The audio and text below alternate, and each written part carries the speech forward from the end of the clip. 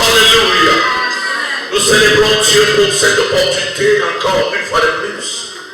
Après un an, nous sommes encore dans sa présence. Gloire à Dieu. Il a été fidèle. Et il le demeure encore. Il ne change pas. Il est le même hier, aujourd'hui, éternellement.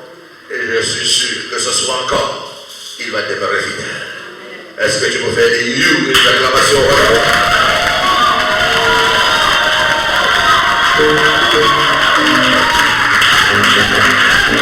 Alléluia.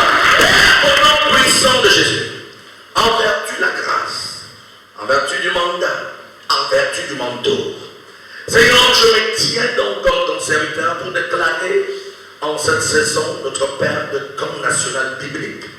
Nous déclarons ce programme ouvert dans le nom du Père, et du Fils et du Saint-Esprit. Et si tu es dans cette salle, dis Amen avec moi. C'est un programme de succès. C'est un programme de grâce. C'est un programme de communion avec Dieu. C'est un moment de changement d'histoire.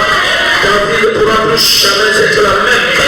En ce programme qui est sur le thème jeunesse et accomplissement désiré, je viens dire à quelqu'un, tu ne rateras pas ta destinée. Tu ne rateras pas ta destinée. Tu ne rateras pas ta destinée. Tu ne rateras pas ta destinée. Tu ne vivras pas pour dire au nom de Jésus. Tu vas atteindre le but de ta vie au nom de Jésus. C'est le plan de Dieu pour ta vie. Nous déclarons donc ce programme ouvert dans le nom du Père, du Fils et du Saint-Esprit. Si tu es avec moi, dis Amen. Ce son n'est pas agréable. Arrange-moi ce son, c'est pas agréable. Ça fait du bruit comme si c'était dans des assiettes. Arrange le son, s'il te plaît. Alléluia. Est-ce que vous pouvez vous asseoir, s'il vous plaît? Que Dieu vous bénisse ce soir. Alléluia. Gloire à Jésus. Bienvenue au camp national biblique des jeunes. Gloire à Jésus. Nous célébrons l'Éternel pour toute sa grâce parmi nous. Alléluia. Alléluia. Gloire à Jésus. Et si tu es déconcertant, lève-toi. Acclame le Seigneur pour les gens déconcertants, s'il te plaît.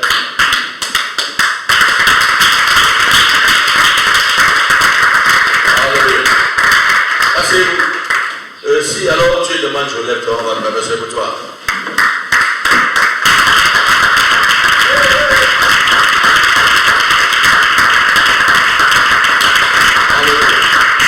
Si tu es toi là, lève-toi, on va l'acclamer de ce pouvoir.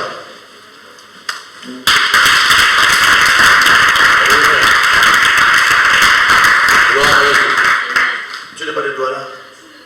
Et pourquoi tu es assis ici? Lève ton pouvoir d'acclamer de ce pouvoir. Alléluia. Alléluia. Asseyez-vous dans sa présence. Gloire à Jésus. Nous sommes donc dans le thème jeunesse et accomplissement de la destinée. Amen. Et notre texte de base est dans le livre de 1 Timothée chapitre 4, le verset 12. Que personne ne méprise ta jeunesse, mais sois un modèle pour des fidèles, en parole, en conduite, en charité, en foi et en pureté. Alléluia. Gloire à Jésus. Gloire à Jésus. La jeunesse est définie comme une tranche de la vie et qui est entre l'enfance et la maturité, ou entre l'adolescence et la maturité. Alléluia. Je définis la jeunesse comme le carrefour de la vie. C'est quoi? Le carrefour de la vie. Lorsque vous dites que vous êtes un jeune, c'est que vous êtes arrivé au carrefour de la vie. Lorsqu'un homme est dans un carrefour, il y a plusieurs voies qui s'ouvrent à lui. Alléluia. Vous êtes au carrefour. Il y a plusieurs voies qui s'ouvrent à vous. Et vous êtes donc appelé à choisir. Et votre devenir ou encore votre destinée dépend du choix que vous faites durant la jeunesse. Voilà pourquoi le thème jeunesse et accomplissement à destinée. C'est très important. Jeunesse et accomplissement à destinée. On n'a pas dit enfant et accomplissement à destinée. On peut aussi dire homme ou bien homme mature et accomplissement à destinée. Mais nous sommes arrêtés au point jeunesse. Pourquoi jeunesse? Justement parce que lorsqu'on est jeune et on est dans un carrefour où il faut prendre des décisions importantes, notre futur dépend des décisions que nous prenons durant notre jeunesse. Notre devenir de ce que nous prenons comme décision, ou bien de tout ce que nous prenons comme décision pendant notre jeunesse. J'ai souvent eu cette expression qu'il est difficile de briser le poisson bouga. Lorsque vous le pliez, il va se casser. Pourquoi on parle du poisson bouga qu'on ne peut pas plier?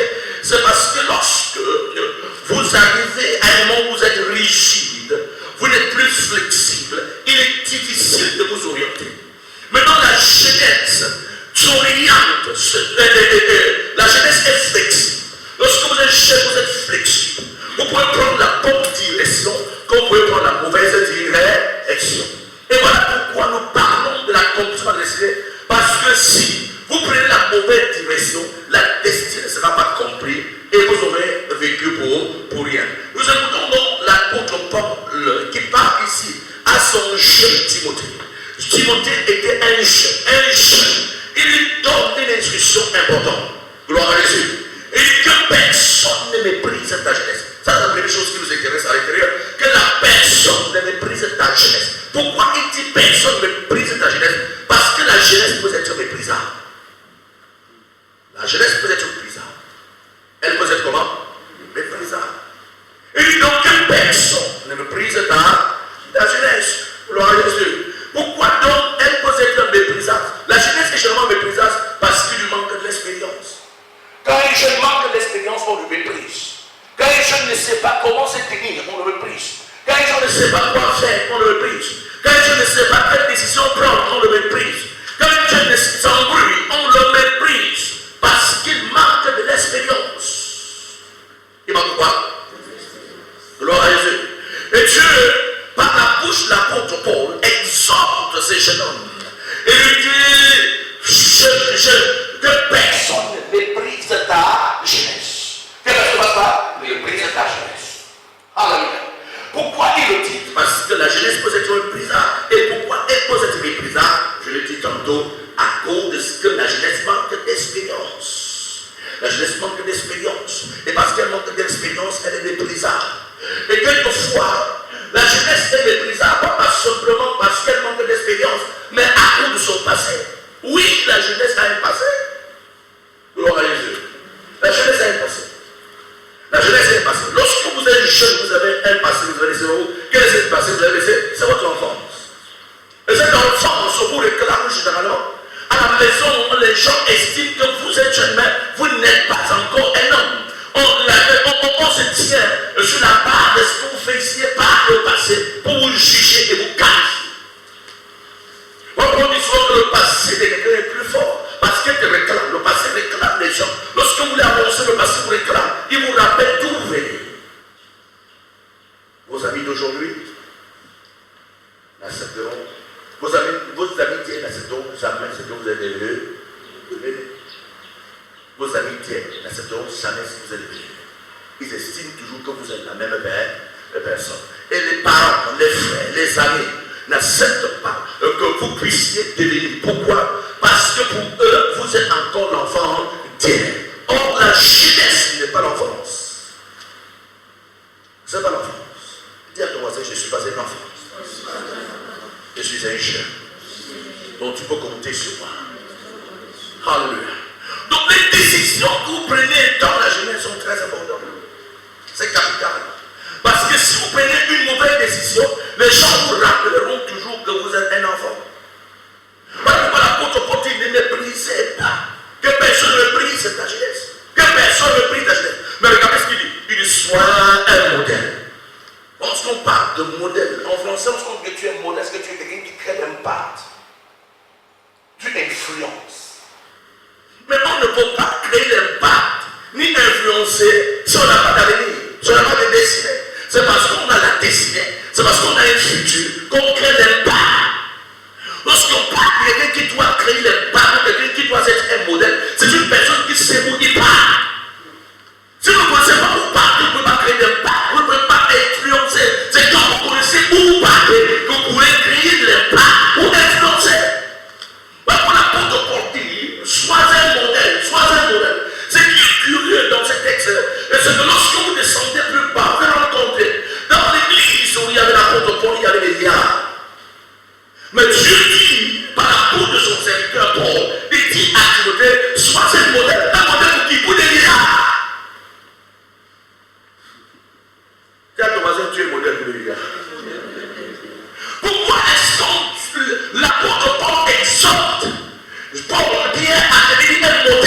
vieillards.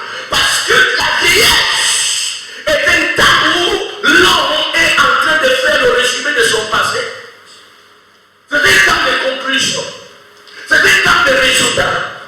C'est un temps de regret. C'est un temps où on se pose la question si j'avais pu, si je pouvais.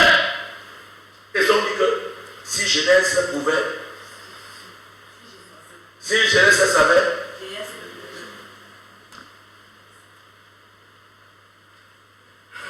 si jeunesse savait, vieillesse.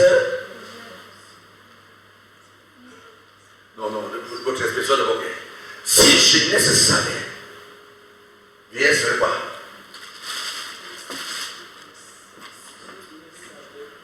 L'expression française qui m'implaît un peu.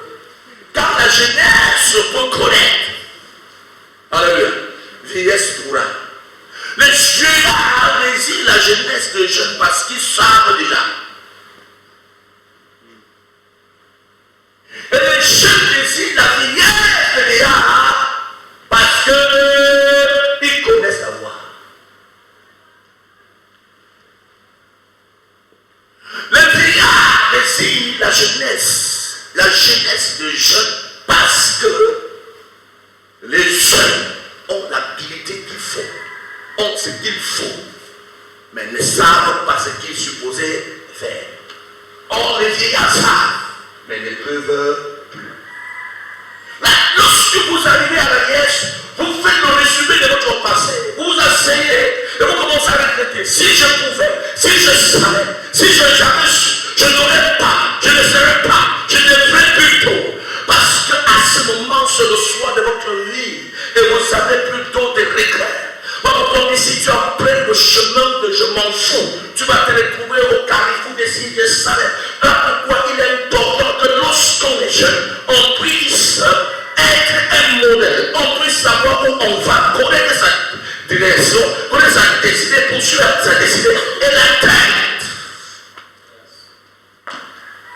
Donc si tu vas regretter, gloire à Jésus, tu vas regretter.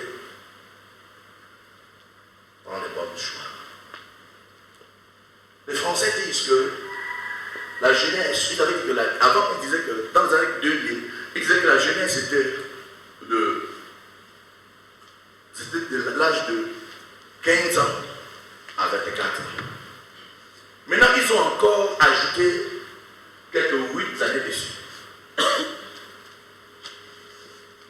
Hein? C'est ça la division à la jeunesse. Mais la vérité, c'est que lorsque vous parvenez, vous frôlez à 30, 35 ans, vous vous rendez compte qu'il y a certaines choses que vous ne pouvez plus.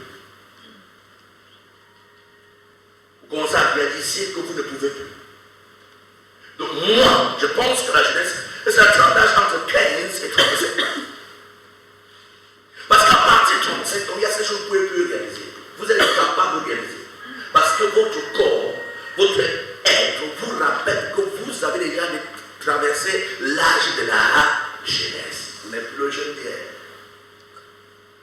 Voilà, dans la tranche d'âge entre 15 et 35, j'encourage à ce que vous puissiez connaître où vous partez.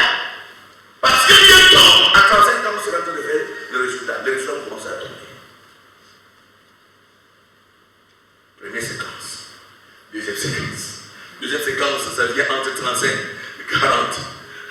La deuxième séquence vient entre 45 et 45. La troisième séquence vient déjà entre 45 et 50 total. Voilà pourquoi Dieu cherche et accomplit souvent la destinée. Vous avez une destinée. Et votre décision aujourd'hui va influencer la tranche d'âge de 35 à 50 ans.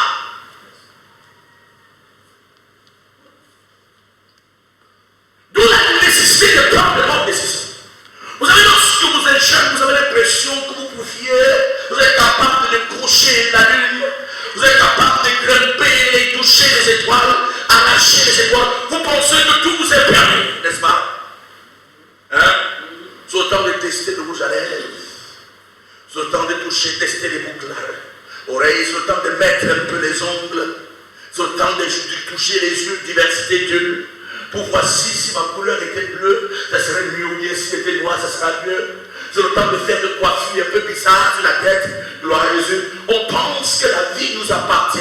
On teste tout. Mais généralement, on oublie l'essentiel. Qui est la destinée.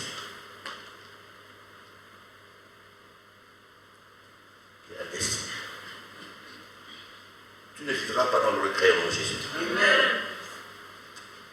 Tu ne finiras pas dans le regret au nom de Jésus. Amen. Parti à Timothée, soyez modèle. On devient. Mon Dieu dit, si vous avez regretté, je ne regretterai pas.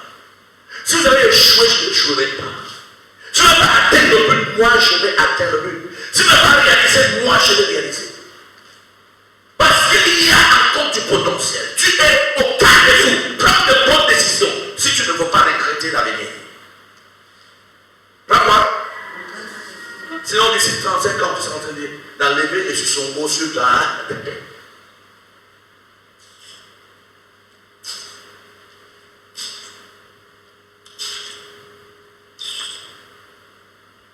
Prends de bonnes décisions. Je sais que tu es jeune. Tu as envie de tester tout. Il y a la globe, il y a les jardins. Il y a quoi encore? Dis-le non. C'est qu'on fume la vie. La chicha. Toutes sortes de choses. Des quêtes. Mais lorsque tu aspires à une destinée, tu as des choses, des choix préférentiels. Quand tu ne veux pas regretter ton avenir, tu veux regretter ton futur, il est important pour toi de prendre des décisions importantes aujourd'hui pour ne pas regretter. Regarde ton papa, regarde ta maman. Je suis sûr qu'elle a le regret. Il y a aussi les salaires. Où tu te retrouver dans le même carrefour. Et s'il avait su, feras-tu les mêmes bêtises? Feras-tu les mêmes erreurs qu'avait papa et maman? On se retrouve au carrefour des cieux de Genèse, comme soit décidé. Genèse, comme soit décidé. Sois un modèle pour des filles qui sont de moi.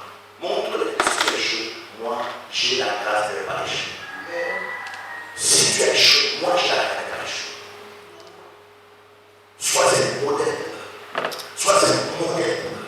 Montre-les que même s'ils ont échoué, toi, tu dois pas échouer. Prends des bonnes décisions. Prends de bonnes décisions pour ta destinée. Pas faire une destinée qui t'attend. Quelque chose de glorieux, quelque chose d'extraordinaire qui t'attend. Mais il faut que tu le saches. Parce que tu es assez grave. Ne prendons pas de fausses décisions. Ne prendons pas de choses et des décisions qui vont influencer négativement ta vie. Et que tu vas pouvoir pleurer. Un jour, l'Éternel va apparaître à Jérémie. Et ça, c'est le livre de Jérémie, chapitre 1. La partie qui m'intéresse, c'est le verset 6. Il va lui, d'abord, à verset 4 d'abord, il va lui parler et lui montrer qu'il avait été conçu pour une destinée extraordinaire. Et qu'avant qu'il ne soit une goutte de sang dans la salle de ses examens, Dieu le connaissait et l'avait établi. N'est-ce pas? Gloire à Jésus. Et le verset 6 dit, ah, Seigneur, je suis bien enfant, je sais pas parler. Les historiens nous disent qu'à cette époque-là, Jérémie avait justement l'âge de 18 ans. À 18 ans, Jérémie pensait qu'il était un enfant. Jérémie pensait qu'il n'avait pas encore atteint l'enfance. Et Dieu lui apparaît. Il ne lui apparaît pas pour lui rappeler son numéro. Il ne lui apparaît pas pour lui rappeler son petit péché. Dieu lui apparaît pour lui parler de la destinée. Il a 18 ans. Dieu lui parle de la destinée.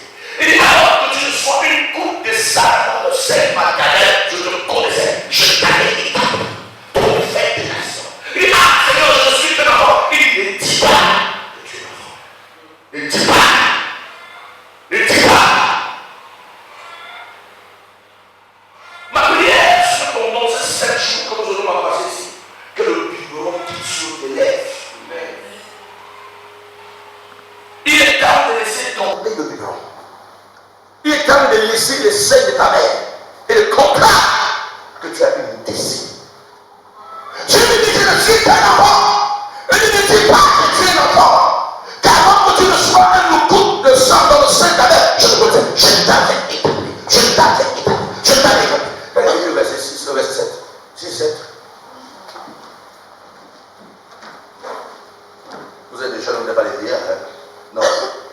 sont que tu arrives. Donc tu nous poses la Bible. Oui. Si c'est cette, vas-y. Vous devez lui donner le micro. Rapidement.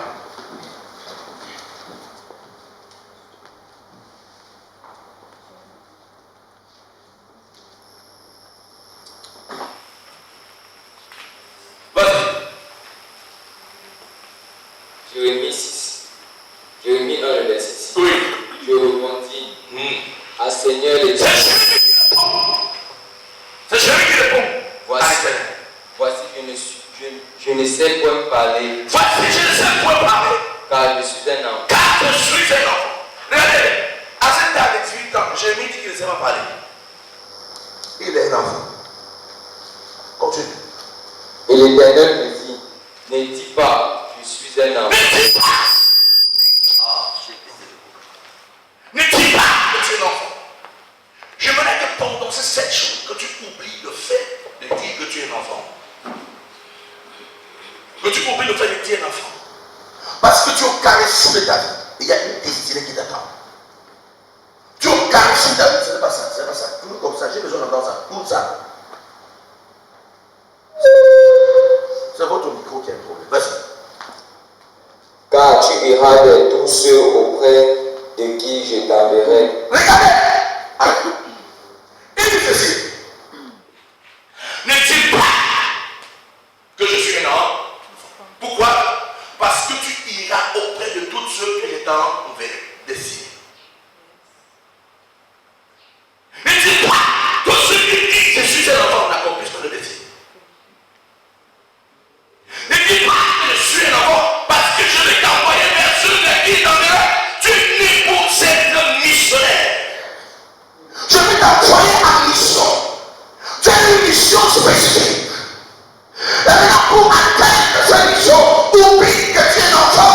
Ne dis pas que tu es un enfant et que tu es un enfant parce que tu as une destinée. Tu diras à ceux dont je t'enverrai. Lui pensait qu'il est jeune. Lui pensait qu'il a l'avenir devant lui. Et qu'il t'a porté de grandir comme plusieurs ce soir. C'est dit je suis en train de grandir. Je ne suis pas encore un âge qui trop. Je suis encore le bébé de ma mère.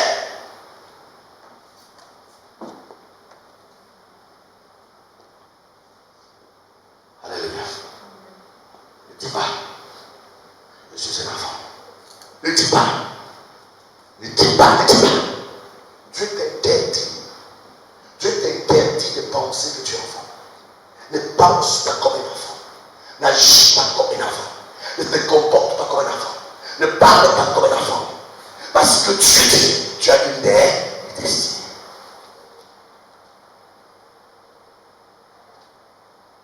Jeune, tu as une destinée. Jeune, tu as une destinée. Je ne veux pas qu'on soit ta vie, tu commences à regretter. Le pasteur enseignait ça, j'ai pensé que c'était pour les autres. Quand le pasteur enseignait, j'ai regardé mon voisin, je disais que c'était pour lui, alors que c'était pour moi. Quand le pasteur disait des choses, je pensais que c'était pour les autres, alors que c'était pour moi. Pourquoi est-ce que j'ai pu prendre de mauvaises décisions dans ma vie? Tu ne te retrouveras pas dans ces gens de carrefour. Tu ne te retrouveras pas dans ces gens de carrefour. Et il dit quelque chose d'intéressant. Tu partiras vers ceux vers qui je t'enverrai. Tu iras vers ceux vers qui je t'enverrai. En même temps, tu n'es pas né au hasard. J'ai une mission pour toi. Et cette mission consiste à m'écouter et à aller dire. À m'écouter et à aller annoncer. À m'écouter et à aller parler. Tu es un missionnaire qui m'écoute et qui transmet ce que je te dis. Alors ne dis pas que je suis un enfant. Dès le sein maternel, je t'avais mis dans le ventre de ta mère et je t'avais déjà consacré, je t'avais établi pour cette mission-là. Tu as une destinée, non, ne dis pas que tu es un enfant, parce que quand tu dis que tu es un enfant, tu empêches la manifestation de ta destinée.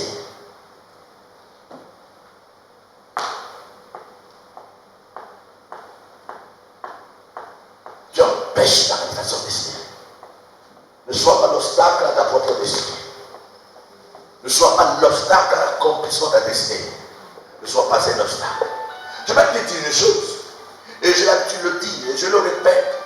Même si ta maman t'a dit qu'elle n'avait pas envie enceinte, que c'est au hasard que tu es tombé enceinte, sache que tu étais dans le programme de Dieu.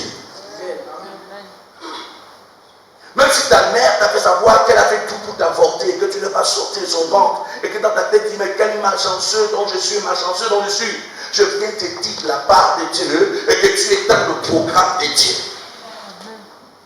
D'ailleurs, c'est la raison pour laquelle elle n'a pas pu t'avorter. Si tu n'étais pas dans le programme de Dieu, tu serais dans une toilette quelque part, mais il n'a pas accepté parce que Dieu a un plan pour toi. Donc tu n'es pas le fruit du hasard. Tu as une destinée. Il y a un programme de Dieu pour toi. Il y a un plan de Dieu pour toi. Il y a un projet divin pour toi. Il y a une prophétie sur ta vie. Il y a une prophétie sur ta vie. Il y a une prophétie sur ta vie. Il y a quelque chose que Dieu va accomplir avec toi. Et au carrefour de cette vie où tu te trouves, il est important de chercher à connaître la prophétie divine sur ta vie, le plan de Dieu pour ta vie, l'accomplissement de la destinée. Il est important de dire Seigneur, je suis à cet carrefour. Je vais réaliser ma destinée.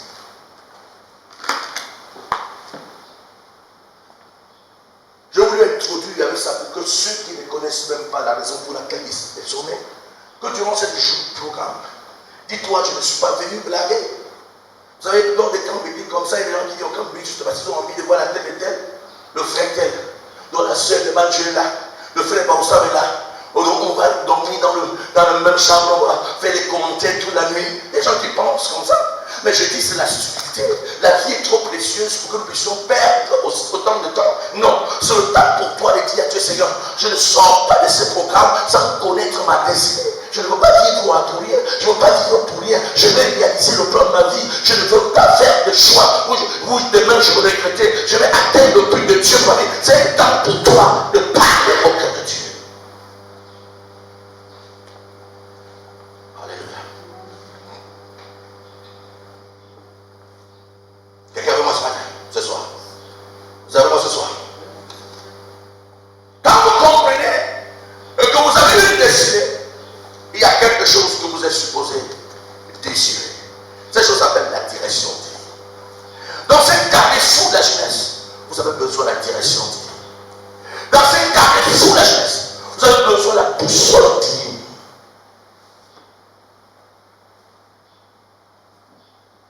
La vie est comme un pilote qui voyage. Et ce pilote a besoin d'une boussole. Sinon, le ciel va l'absorber.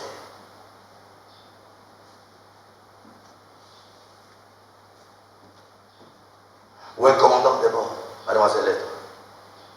Ou un commandant de bord, dans sa pirogue, dans son bateau, et qui a besoin d'une boussole.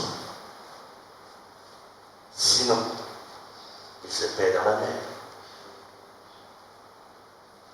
Est-ce que vous savez qu'il y a des bateaux qui se perdent sur la mer, n'est-ce pas? Quelle est la raison?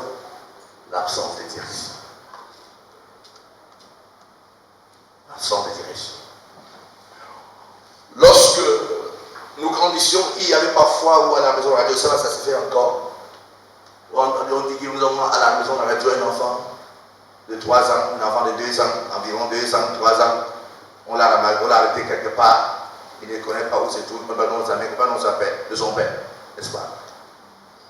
Cet enfant est sorti d'une maison, n'est-ce pas? Mais le problème se trouve l'absence de direction.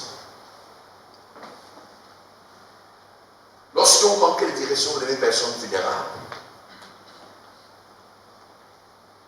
Nous sommes dans un monde si vaste où on a besoin de la direction. Si je dis de te dire pour aller à Mandio, tu seras intéressé. Mais si tu dis que tu pars à Ekambé, tu viens à Ekambé, tu ne connais pas l'intérêt.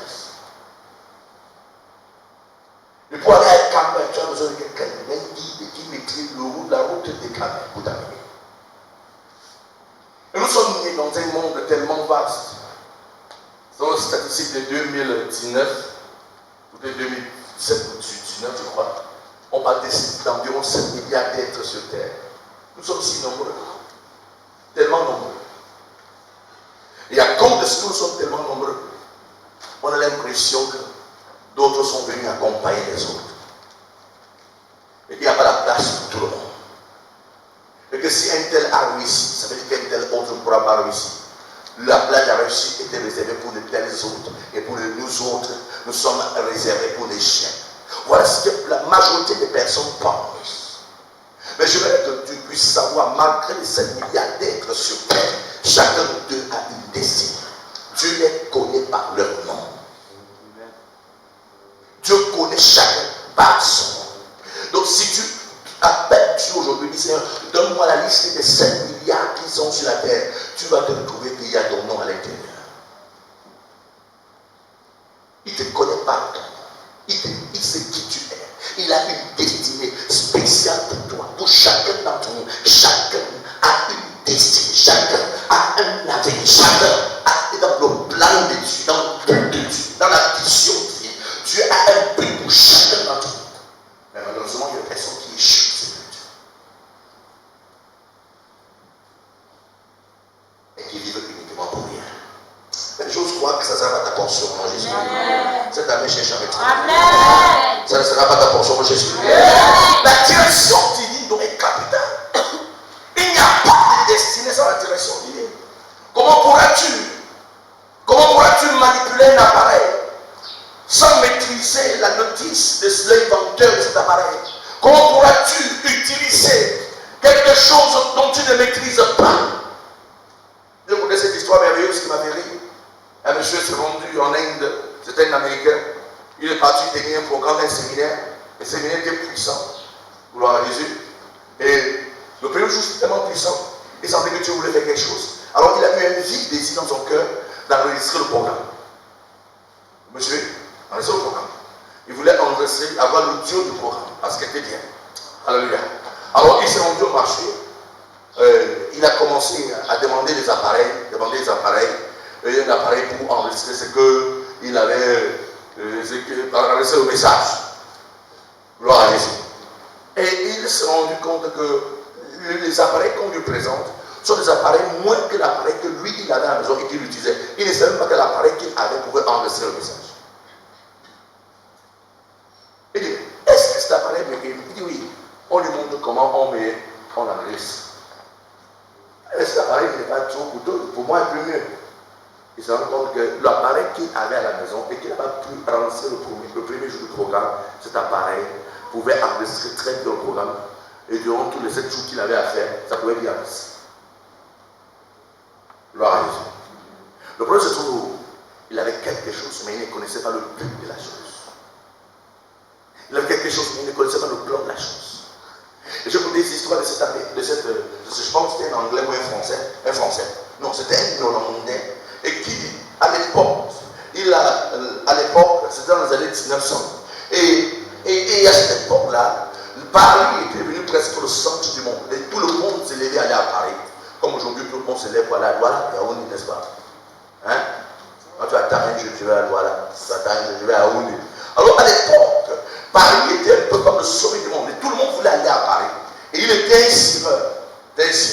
Il a décidé lui aussi d'aller à Paris. Il a fait tout ce qu'il pouvait. Il s'est retrouvé à Paris. Il cirait de Jésus. Mais à ce moment, il s'est rendu compte qu'il n'avait pas toujours d'argent, malgré le fait qu'il était un cireur. Et on a commencé, les États-Unis d'Amérique ont commencé à exploser. Tout le monde quittait un peu de partout pour, ils appellent ça le rêve américain. Tout le monde voulait aller aux États-Unis. Alléluia. Et il s'est présenté. Il a demandé combien ça se passe pour aller aux États-Unis. Le moyen de locomotion le plus rapide était le bateau. Les gens voyageaient par bateau. Alors il s'est présenté et il a demandé un billet pour justement les États-Unis. Et ils lui ont donné un prix. Alors il a dit, il faut que je parte faire autant d'économies pour acheter mon billet. Alors il est parti, il a travaillé des mois. Et voilà qu'il avait cette somme d'argent pour aller payer son billet pour se rendre aux États-Unis. Mais qu'est-ce qu'il voulait faire? Comme l'argent était simplement suffisant, il voulait d'abord aller acheter le billet, réservé pour une semaine. Et les une semaine qu'il avait, il pouvait travailler un peu d'argent et qui va permettre qu'il mange durant son voyage sur les États-Unis. Alors quand il arrive, la dame avec qui il servait les guichets, il servait les billets, il dit, mais vous avez la chance, c'est le dernier billet. Et wow, c'est bien. Il sort l'argent, il paye, on lui donne le dernier billet. Quand il reçoit le dernier billet, le monsieur dit, il dit, c'est pour la réservation pour le dans une semaine. Si vous ne voyagez pas ce soir, dès demain, le prix double. Donc, je vous l'ai dit, non, dès demain, le prix double. Le gars n'a pas le choix. Il savait qu'il ne pouvait pas, l'argent d'abord qu'il a cotisé, le prix des mois et des mois pour cotiser, il ne peut pas en une semaine trouver le double. Alors il décida d'aller prendre ces choses et entrer en bateau pour voyager. Avec une sorte de dans son esprit, je vais manger quoi dans le bateau.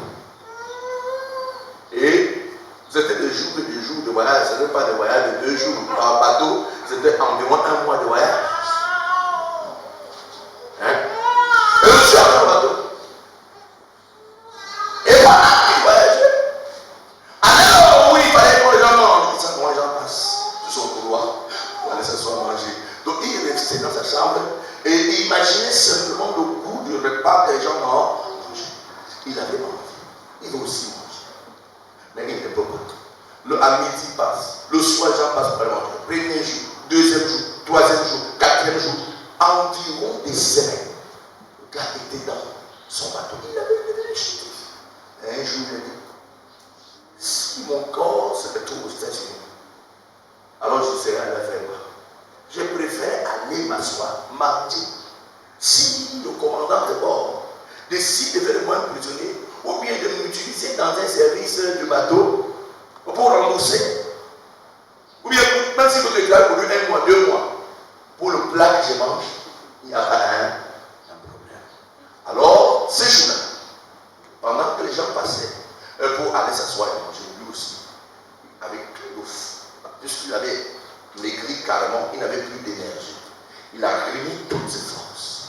Il est sorti, il a remis le vertige, il est parti s'asseoir. Il a levé la main comme ça, on est venu. Il dit, on sait quoi, monsieur? Il dit telle chose. Il mange, il mange. Après, il lève encore la main. Vous savez quoi? Répète ici.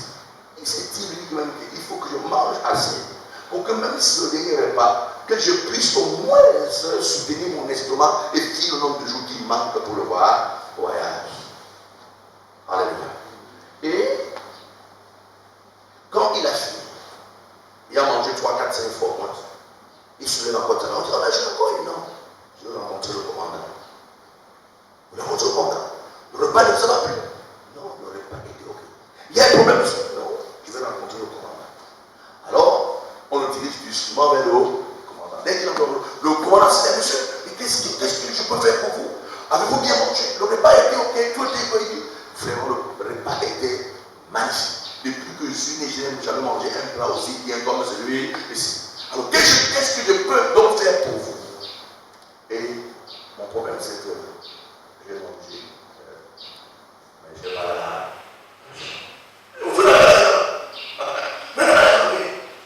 Vous savez comment on mange ici? Non, j'ai le plat pour payer tous mes économies, j'ai oublié. Vous avez oublié? Oui. Allez, cherchez mon oublié. Je suis parti dans sa place, et il oublié, j'ai venu, et le pardon. Et le commandant a tout oublié. Et il a regardé le reste. Et il dit, monsieur, si vous avez bien votre idée, vous devez comprendre que vous devez manger le matin, à midi et le soir. Chaque jour de votre voyage, tous vos désirs sont descendus. Quand vous avez payé votre billet, votre nutrition, nous vous prenons en charge durant tout votre voyage. Et comme vous n'avez pas su, désolé.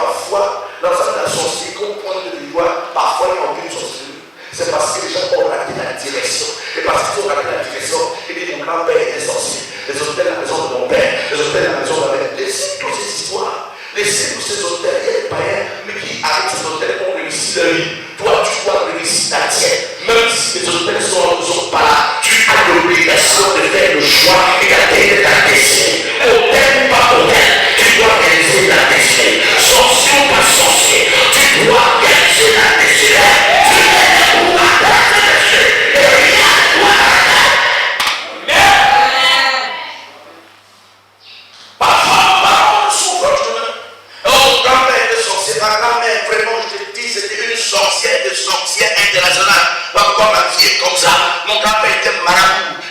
grand-père était le chef du village, de tous les villages du Cameroun. Voilà pourquoi on n'arrive pas à réussir. Je viens te dire de la part de Dieu que les gens échouent par absence de direction.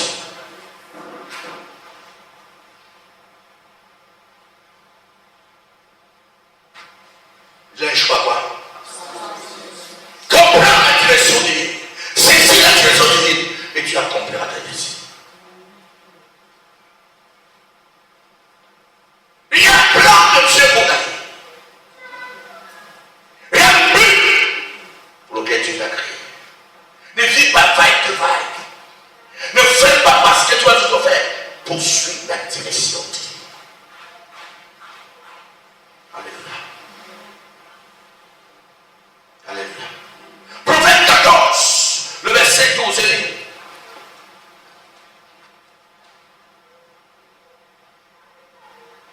Telle voix paraît-toi à un homme, mais son issue c'est la voix de la mort. Telle voix paraît-toi à un homme, mais son issue c'est la voix de la mort. C'est pas parce que tu as vu tes grands frères faire l'architecture que tu dis moi aussi je vais faire l'architecture.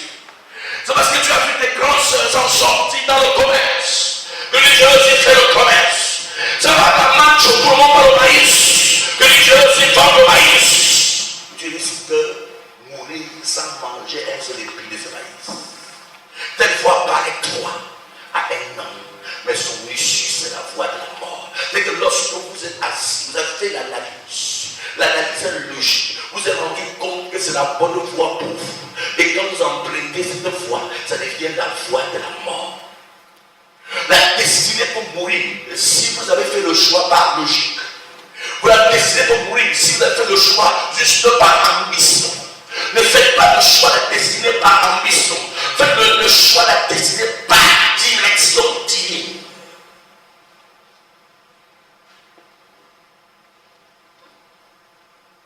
Par direction divine. Tel choix paraît-toi à un homme, mais son issue c'est la voie de la mort.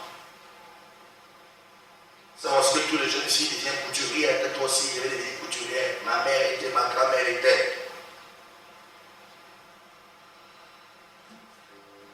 Le bijoutier des boutiques. Ne crée pas l'hôpital, juste parce que toi, tout le monde crée l'hôpital. Sinon, tu seras comme le premier client de l'hôpital. La direction. Understand divine direction. Comprends la direction. Frère, tu as besoin de cela. Tu as besoin de cela. Tu as besoin de cela. Savoir ce que tu as dans toi. Savoir le plan de Dieu pour ta vie. Savoir la raison pour laquelle tu es né. Ne prends pas les décisions juste parce que tu vois les autres. Vous avez beaucoup de parents qui ont échoué. Ils avaient toujours rêvé être colonel. Et parce qu'ils n'ont pas, ils ne sont pas devenus ni me garder de prison. Leur rêve, ils veulent transporter sur les enfants. Au nom de Jésus, tu es dedans colonel. Et pourquoi? Ton rêve, c'est ton rêve. Le rêve de Dieu pour ma vie, c'est le rêve de Dieu pour ma vie. L'accomplissement de la destinée demande qu'on puisse savoir ce que Dieu pense avant de prendre une décision. Qu'on puisse savoir qu'est-ce que Dieu dit avant de pouvoir vous engager dans la voie. C'est parce que d'autres ont pris cette voie et qu'ils ont réussi. Que toi aussi tu décides de prendre cette voie. Il dit, telle voie paraît-toi à un homme, mais son issue c'est la voie de la mort. Gloire à Jésus. La vie c'est le résultat si tu écoutes la voix de l'Éternel ton Dieu. La vie c'est le résultat si tu écoutes la voix de l'Éternel ton Dieu. Si tu écoutes la voix de l'Éternel ton Dieu. Le livre de Deutéronome 28, du verset 1 au verset 14, est rempli de toutes sortes de bénédictions. Mais la unique condition à ces bénédictions, c'est si tu écoutes la voix de l'Éternel ton Dieu. Si tu écoutes quoi? Tu écoutes quoi? Si tu écoutes la voix de l'Éternel ton Dieu. Écoutez la voix de ton Dieu. Et ce qui donne la direction. Et ce qui permet l'accomplissement de la destinée. Et ce qui permet la réalisation du plan de Dieu pour ta vie. Et je prie pour que cela se manifeste en Jésus. Si tu écoutes la voix de ton Dieu. Si tu écoutes la voix de ton Dieu. Gloire à Jésus. Vous savez, plusieurs personnes échouent dans leur vie ou rencontrent certaines choses dans leur vie parce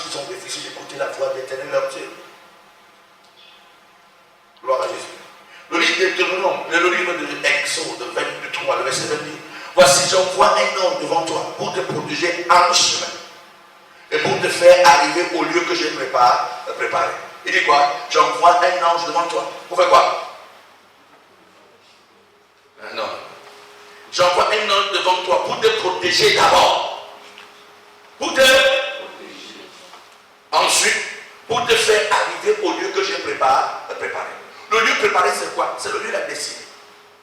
Dieu dit, j'envoie un ange devant toi pour te protéger. Vous savez, la raison de la mort prématurée, c'est juste par le non-accomplissement de la destinée. Vous ne pouvez pas être en train d'accomplir votre destinée et vous mourir de manière prématurée. Vous n'avez pas compris ça? Vous ne pouvez pas être en train d'accomplir votre destinée et vous mourir de manière prématurée. Quand vous voyez un jeune homme de 15 ans, 17 ans, 20 ans, 30 ans, 40 ans et qui meurt de manière prématurée, la raison principale est que celui-ci n'est pas en train d'accomplir sa destinée. Et vous verrez quoi? J'enverrai mon ange pour te protéger en chemin. La panique de plusieurs hommes, juste parce qu'ils sont malades, peut-être qu'ils veulent mourir, c'est parce qu'ils ne sont pas en train d'accomplir les destinées. Quand vous êtes en train d'accomplir le but pour lequel Dieu vous a créé, peu importe, frère, même si cette maison tombe, vous avez l'assurance que vous ne mourrez pas. Donc vous avez qu'il y a une crash d'avion, quelqu'un est sorti libre de cet avion. L'avion qui loin dans la maison de tombe au sol, quelqu'un sont libres. Lorsque vous examinez, c'est un homme qui est en train d'accomplir sa destinée. Les anges ne protègent que ceux qui sont en train d'accomplir les destinées. Les anges ne protègent pas les cotons. J'enverrai mon ange pour te protéger en chemin.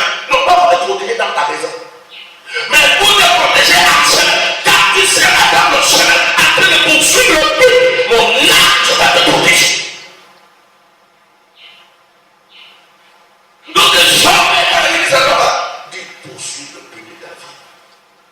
Quand ils disent non, je n'arrive pas à dormir, il dit poursuivre le but de ta destinée. Ceux qui poursuivent la destinée meurent pas comme des chiens. Un jour, je suis allé à Baminda, j'étais parti demander la main de Moumi. J'étais dans la voiture, gloire à Jésus, avec elle, on rentrait, gloire à Jésus. Et pendant qu'on rentrait, nous avons de ton bouton, nous sommes sur la colline, on appelle ça Hop Station. Je dis à Baminda, la colline bizarre. Pourquoi c'est la colline bizarre? Gloire à Jésus. Pendant qu'on est dans la pièce, la roue de la pièce accélérée. Alors tous les mamans et tous les jeunes qui étaient, je me suis éclaté. J'ai vu jusqu'à ce que tous les mamans, le temps a compris parce que même le pidgin, l'anglais, il ne comprenait même le mot. Il me regardait comme quelqu'un qui était. Et j'ai rien davantage. Vous savez pourquoi je reviens? J'ai accompli ma destinée. Et que si même la IA se prend feu, je ne vais pas mourir. Hein? Je ne vais pas mourir. Quand vous poursuivez le plan, Dieu n'est pas. Dieu ne peut pas t'envoyer en mission pendant que tu as fait l'étude. J'enverrai mon ange pour te protéger en chemin. J'enverrai mon ange pour te protéger. J'enverrai mon ange. L'ange de Dieu protège ceux qui sont en mission pour Dieu. Ceux qui sont en train d'accomplir leur destinée. Si tu penses que tu es pour manger au cabot, hein? Les esprits magnifiques vont faire les toilettes de captif. Mais si tu poursuis la destinée, l'ange de Dieu, il dit j'enverrai mon ange pour protéger en chemin. Pour te protéger en chemin. Est-ce que tu es dans le chemin? Est-ce que tu vas vers le but? Est-ce que tu es en train de poursuivre la destinée? Est-ce que tu vas réaliser le plan de Dieu pour ta vie? Si c'est oui, tu vas mourir.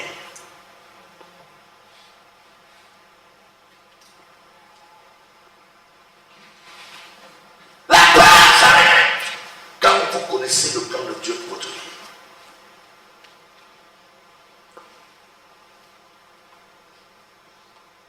Un jour, je sortais d'un programme spirituel et j'étais en train de marcher en route. Gloire à Dieu. Et la voiture est partie au pied. Tu vas pas? J'ai eu du mal. Tu me colles même si ta voiture est pliée. Si ta voiture est pliée. J'ai accompli. Je suis en train de poursuivre le but de Dieu ma vie. Je ne vais pas mourir. Quand vous connaissez ce que tu es dit, quand vous connaissez c'est le plan de Dieu pour toi, vous dormez calmement. Plusieurs paniques viennent du fait que vous ne connaissez pas le plan de Dieu pour votre vie. Vous avez un paquet de choses dans un plan, vous êtes dans un carrefour, vous courez tous les sens, vous êtes à gauche, vous êtes à droite, vous partez à droite, vous êtes... Parce que vous ne savez pas où vous allez. J'appellerai mon ange pour te protéger en chemin. L'ange de Dieu ne vient pas pour te protéger dans ta maison, dans tes choses. Il te protège sur le chemin que Dieu a prédestiné pour accomplir.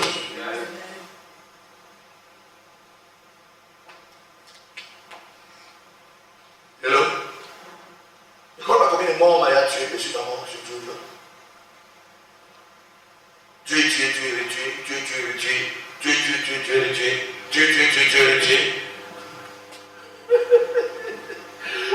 C'est la bonne chose de ce moment qui dit. Alléluia. Il dit qu'il y a une jeune dame qui dit, assez à l'aise pour avorter, il dit que la bonne chose, elle ne va pas mourir. Comment tu vas mourir? Ça avait été ménagé dans la maison de l'apôtre. Et quand j'avais pas mis à l'aise pour qu'il mange. Il a mangé tout le poulet. Il va mourir, il va mourir. Et j'ai lu tout.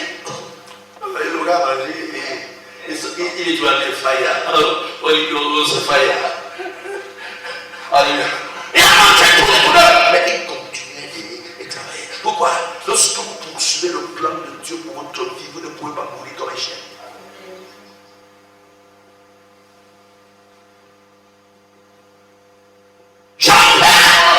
Pourquoi j'ai dit avec assurance que quand vous poursuivez le plan de Dieu, il y a certaines choses qui ne peuvent pas vous arriver. Les choses ne vous arrivent pas parce que vous priez, ça ne vous arrive pas parce que vous avez poursuivi le plan de Dieu pour votre vie. Il y a des crimes de vous. Il y a des crimes de vous. Mais il y a des choses qui endurent que vous n'endurez pas. Quand vous poursuivez le plan de Dieu pour votre vie, c'est des choses bizarres ne peuvent pas vous arriver. Réalise le destin. Réalise le plan de Dieu.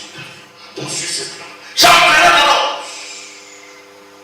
J'enverrai mon ange. Dis Seigneur, envoie ton ange. Dis Seigneur, envoie ton ange pour m'aider à atteindre ma destinée. Je refuse de mourir comme un chien. Je vais atteindre le but que tu t'es fixé pour moi. Au nom de Jésus. Regardez spécifiquement notre aspect de ce passage d'Exode 23, verset 20. Il dit, et pour te faire arriver. Pour te faire arriver. Vous pouvez voir? Pour te faire arriver. La mission de l'ange n'est pas seulement là pour te sécuriser, mais c'est pour t'aider à réaliser. Les aides n'aident les gens qu'à atteindre le but de Dieu. Pas leur but, le but de Dieu pour leur vie. Pour te faire arriver. L'ange de Dieu vient t'aider à arriver, à atteindre le but, à réaliser le plan, à réaliser la vision. Quand je lisais devant le livre de 2 rois, il y a une histoire qui m'a fait rire. L'histoire de Josias. Josias est ce prophète de l'Éternel. C'est ce roi d'Israël, c'est le roi de Juda. Et cet homme qui se lève, son père, son arrière-grand-père, tous ces gens étaient bizarres. C'est lui celui qui se lève. Il est distingué dans les distingués. Il fait des choses de manière exceptionnelle, Josias. Gloire à Jésus. Et l'homme se lève et va vers un notaire que le vieux prophète, vous pensez soit le jeune vieux prophète, ça. Le jeune prophète était venu prophétiser sur le terre en disant ceci. Et qu'il y aura un homme qui naîtra de la tribu de Juda, qui naîtra, son nom sera Josias, et qui naîtra sous Jérusalem. Qui reconnaît son nom? Oh, je n'ai pas besoin de lire la Bible. Oh, Dieu vous aide, non, Jésus. Et maintenant, Josias se lève. Vous me suivez ça? Josias se lève, il a fait grandir dans le jour de Dieu. Et quand il se lève, il se rend compte que la maison de Dieu a des petits problèmes. C'était ça, des choses étaient bizarres. Il ordonne que les serviteurs commencent à nettoyer la maison de Dieu. Pendant qu'ils sont nettoyés la maison de Dieu, ils tombent sur la Bible, ils tombent sur le livre, la Torah, qui sont les premiers livres, 5 premiers livres de la Bible. Et pendant qu'ils lisent, ils se rendent compte que le peuple a désobéi à Dieu. Pendant qu'ils se rendent compte de ça, ils rentrent et commencent à prier. Seigneur, écoutez-nous, il informe le peuple se rassemble et commence à prier. Pendant qu'ils rentrent de prier, et on dit au sacrificateur que dis-nous, si réalisez la Torah et dis-nous si nous sommes supposés supposé faire. Et pendant qu'ils sont en train de lire, ils se rendent compte qu'il y a des hôtels qui ont été construits, des hôtels qui ont été construits. Et il commence à détruire lui-même les hôtels. Et quand il arrive sur l'hôtel qui avait été maudit par ce prophète, il rentre l'hôtel. Il voit une tombe à côté. Il casse la tombe, il retire les ossements. Il vous mettre sur l'autel parce qu'il quand pour sur l'autel, il prend les ossements humains, mettez sur l'autel et brûlez. Pourquoi on ne sacrifie plus bien là-bas? Il veut le prendre. Un autre dit non, ne le fais pas. Ce que tu es en train de faire là, c'est une prophétie que cet homme de Dieu que tu es en train de casser sa tombe est devenu annoncé. Vous comprenez pas? Est devenu annoncé. Donc c'est la tombe de nos yeux. Enfin, il continue son travail. Ce qui a été votre attention, c'est que l'homme de Dieu était en train de faire le ministère. Il ne savait même pas qu'il était écrit sur lui qu'il devait faire ce qu'il devait faire. Mais qu'est-ce qui faisait qu'il le fasse? L'ange de Dieu le conduisait vers le plan de Dieu pour sa vie. Je prie que cet ange te conduise vers le plan de Dieu. Tu ne joueras pour Jésus. Que la prophétie de Dieu sur ta vie s'incarnise. Mais que son ange te conduise pour l'accomplissement de cette décision de Jésus. Je vais te dire que parmi vous, il y a des personnes qui sont assises ici, mais qui sont assises dans le programme de Dieu pour leur vie, et que Dieu avait bien réservé que durant cette conférence, durant cette séminaire, leur vie ne sera plus jamais la même. Et cette personne, c'est toi. On avait cherché à le trouver. Cette personne, c'est toi. Non, précieux Jésus. Frère, quand vous avez la direction de Dieu, vous devenez comme la pierre qui a été rejetée, qui est la pierre principale. Si vous manquez de direction, vous serez la pierre rejetée. Mais quand vous avez la direction, vous devenez la pierre principale.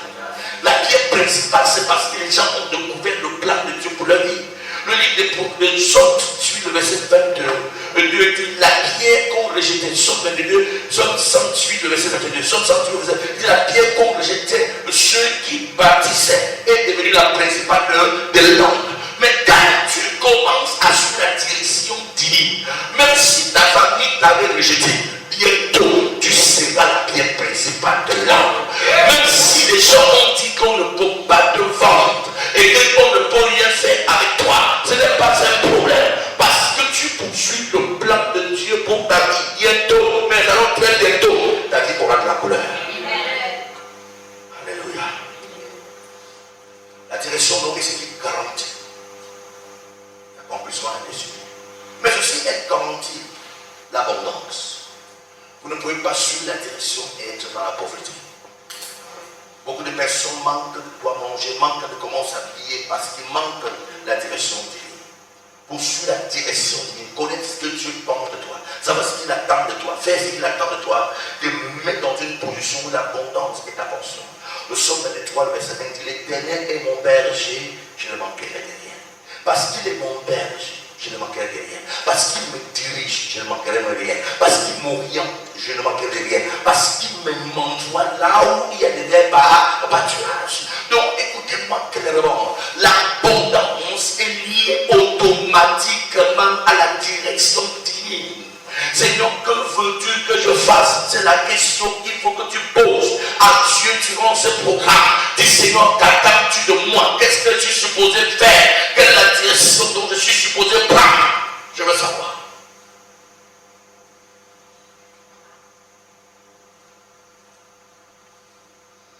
Et comme je viens de le dire, la provision est liée à la vision. La vision déclenche la provision. La définition originale de la vision, c'est la découverte du plan de Dieu pour ta vie. La vision n'est pas l'ambition. Beaucoup d'entre nous ont des ambitions et pensent que c'est la vision. On est créé par la vision. On invente par la vision. On découvre la vision. Vous comprenez? Beaucoup d'entre nous, nos ambitions pensent que c'est la vision. La vision, c'est la découverte du plan de Dieu pour ta vie. On découvre la vision. On invente par la vision. On est créé par la vision. Mais c'est pas moi, on crée les ambitions. Mon ambition, c'est mon projet, c'est de faire ça, c'est une ambition. Mais la vision, c'est la découverte du plan de Dieu pour ta vie. Et quand tu découvres le plan de Dieu pour ta vie, la provision est mise à ta disposition. Vous suivez le roi? Vous suivez le roi? Imagine donc que je décide d'envoyer à Borsam. Le transport Borsam à Borsam c'est combien? Chris. Borsam c'est combien? Imagine donc que je décide d'envoyer à Borsam, n'est-ce pas? Mais je prends 5 000, je viens tout de même en sachant que tu as 2 000 francs de transport et tu as 3 000 francs pour enjoy la route. Hein? Maintenant tu prends les 3 500. Au lieu de prendre la direction comme ça parce que tu ne connais pas, tu vas d'abord à Douala pour contourner à Yaoundé et pour maintenant descendre à Yaoundé comme ça. Finalement, tu peux arriver. Pour là, tu n'attends pour un job. Hein? Pour là, tu as acheté le bateau en route. Même rien que le moment où tu vas acheter. Hein? D'ailleurs, ton transport n'arrivera pas. Beaucoup de personnes se trouvent dans une pauvreté extrême parce qu'ils ne connaissent pas la direction. Quand vous connaissez la direction, vous allez jouir de l'abondance. L'abondance est mise à votre disposition et en fonction de la vision que Dieu vous donne et en fonction du plan qu'il a prévu pour vous. Mais si vous n'acceptez pas ce plan, n'acceptez pas cette vision, il y aura la provision, mais ça ne suffira pas parce que vous n'avez pas pris la direction. L'Éternel est mon berger, je ne manquerai de rien. L'Éternel est mon berger, je ne manquerai de rien. Quelqu'un dit, mais l'Éternel est mon berger, je ne manquerai de rien. Comment je n'ai pas de milliards? Parce que la vision divine pour David, ce n'est pas d'abord que tu aies des milliards, c'est que tu atteignes le but. Pendant que tu es en train d'aller vers la direction, la provision sera mise à ta disposition pour sa réalisation.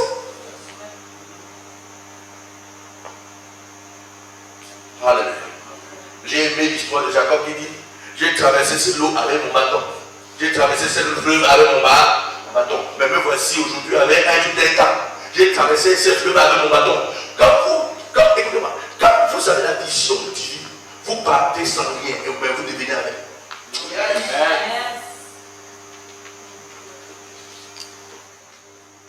Vous partez sans rien. Tout le monde va partir. Un missionnaire. Devoir partir sans rien. Mais 2 ans plus tard, Dieu avait la rumeur. On dit qu'il a trempé les mains. Car vous partez vers le but de Dieu pour votre vie. Vous partez sans rien, mais vous devenez avec la provision. Il dit, j'ai traversé cette fleuve avec mon bâton, mais me voici avec un camp. Il est parti sans rien, même la vie n'avait pas. D'ailleurs, sa pauvreté est tellement extrême qu'il a failli, son matelas était le caillou. D'accord? Vous savez ça là? Avec la il n'y a pas de matelas, il n'a pas de caillou. Si Dieu s'appelle avec pauvreté extrême, mais il était dans la vision. Mais bientôt, l'homme rentre avec des chevaux, rentre avec des moutons, rentre avec des bœufs, avec la femme, avec les enfants. Il dit que voici, je suis un gars.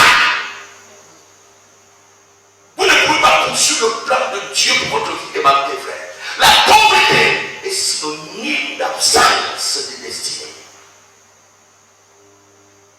La poursuite du plan de Dieu pour votre vie est accompagnée de la provision. Donc quand quelqu'un tape sa main sur ta poitrine et dit je suis un homme riche, et vous regardez ça, je suis en train de crier à lui, amen. C'est pas ça le problème. C'est toi qui penses qu'il est pauvre. Lui, il voit là où il part. Et il sait que comme il part, il aura. Hein? Vous avez des femmes qui sont dessinées quand tu demandes sa main, il dit tu fais quoi dans la vie? Hein? C'est la mauvaise question. Les femmes sont dessinées, il fait quoi dans la vie? Mais les femmes avec destinée, tu m'amènes où? Hein? Tu demandes la femme, la main de femme qui a destinée, il demande après tu fais quoi dans la vie? Tu m'amènes où? Parce qu'il sait que si tu pars quelque part, on peut partir avec le bâton, mais on va rentrer avec un camp. La provision est liée à l'accomplissement des idées. Si tu vas mourir comme un chien, poursuis plus vite, rapidement, mais alors très rapidement ta destinée. Poursuis très rapidement. Alléluia. Un jour, écoutez cet enseignement du Bishop Debo, il dit qu'il enseignait. Un jour, il a dit on ne porte pas son sang pour aller à Londres parce qu'on va aller à Londres. On ne porte pas son sang pour aller à Londres parce qu'il avait prêché avec puissance. Et après le culte de ce jour, il y a un frère dans sa vie. Et qui est parti acheter le CD, mais dans son sac. Il est parti, il avait payé son billet, il est parti prendre son billet pour aller à Londres. Il est parti pour les affaires. Il est parti, ses affaires ont chuté totalement rien. Il n'avait rien. Il dit mais c'est grave, qu'est-ce qui m'arrive? Qu'est-ce qu'il était découragé, frustré? Gloire à Jésus. il a dans sa chambre d'hôtel. Il met le CD. Pendant qu'il a le CD, il entend. On ne prend pas son sac pour aller à Londres parce qu'on a vu les gens aller à Londres. On ne prend pas son sac pour aller à Londres parce qu'on.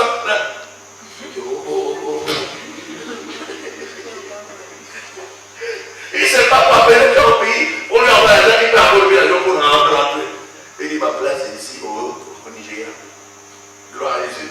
J'ai encore écouté, je parle à la direction publique. J'ai encore écouté une histoire terrible, c'est la photo souvent qui est dans cette histoire. Et les gars, maman, viens de papa, j'ai mon fils depuis, j'ai dit qu'il faut qu'il vienne te voir, il ne veut pas. Il faut qu'il vienne te voir, il ne veut pas. Je l'ai supplié, vraiment, il ne veut pas. Fais tout pour le recevoir. Il est dans son bureau.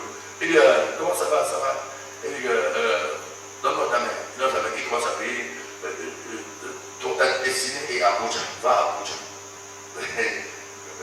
Il dit, papa, j'ai acheté mon billet, je pars aux États-Unis.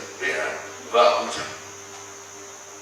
Il sort de la bureau, il sort du bureau très fâché. Il dit, comme le prophète de ma mère, ils sont des escrocs. Moi, comment je peux, Dieu me laissait déjà acheter le billet, je pars aux États-Unis, et que mon avenir aux États-Unis, lui me dit, pas Abuja avec moi. Vous suivez? Et l'homme, quand il finit ça, il décide d'aller au Saounicha, il y a un truc là, au Saounicha, un truc ça. Et quand il arrive, il s'assoit, il est en train de parler avec son ami.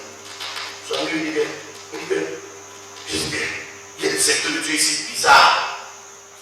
Comment ça? Tu rencontres quelqu'un? Je pose là, je dis ici là, donc quelqu'un me dit que je dois aller en boutique, ma destination déjà. Il dit, qui a ça? Il raconte son soin. Il dit quoi? Et tu as aussi frère, c'est moi si je suis à partir des plumes. Tu le dis. Il dit que tu as la malchance, tant que le parti, tu le vas. Le gars écoute. Après, il appelle sa mère, il dit maman, tu as un ami, il dit, mais David, oh, c'est bon. Le gars, il décide, il prend la voiture, il part lui à Abuja. Il est assis en bordure de la. Dans un restaurant. Il est assis dans un restaurant comme ça. Il a mangé, il est assis, il est en train de prendre de l'air. En fait, il se dit, je viens ici faire quoi? Il y a quoi de bon ici à Abuja? Pendant qu'il est en train de faire, il voit un enfant, et il y a un. En fait, c'est une scène qui se passe devant ses yeux. Une personne qui est victime de l'injure. Il se lève, défend le monsieur. Défend. Et pendant qu'il est en train de. Quand il réussit à bien défendre le monsieur, quand il est parti, le monsieur lui dit, mais tu fais quoi ici à Abuja? Et moi, non, tu sais, on venu prendre de l'air comme ça. Il me dit, comment tu viens prendre de l'air, monsieur? Il dit, bon, j'ai fait des études. Tu as fait des études en quoi? Il commence à décider. Il dit, mais c'est toi, chef, c'est toi. Comment? On recrute le monsieur. D'après ces jours, on parlait d'environ 2 à 3 millions de naira que l'on va toucher par mois. Logé, véhiculé. Quand il a fait 2-3 mois, il a dit, il ne faut pas avoir la porte dans ce malade. Ce qu'il avait dit là, c'est comme ça. Mais regardons, imaginons qu'il avait pris l'avion pour aller aux États-Unis. Dieu m'est allé aux États-Unis. Bien sûr. Vous savez qu'aujourd'hui, quand on dit États-Unis.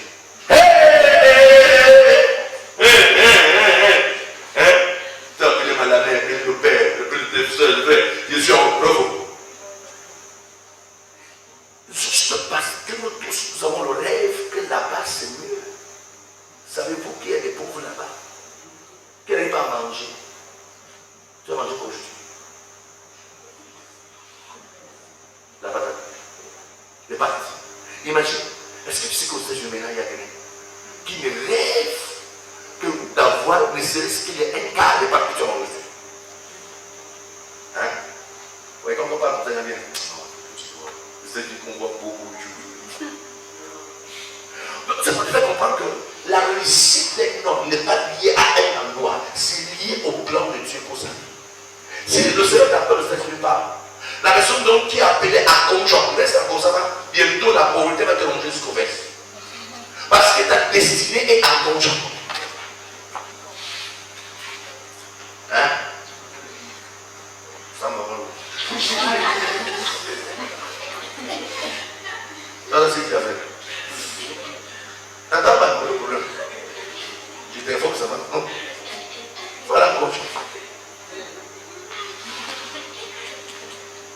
Les esprits de grand. Attends que tu aies les chasser la nature avec.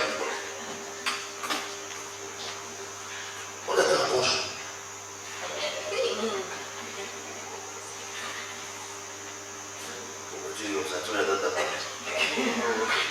Donc je suis une professeur de malheur. Il dit non.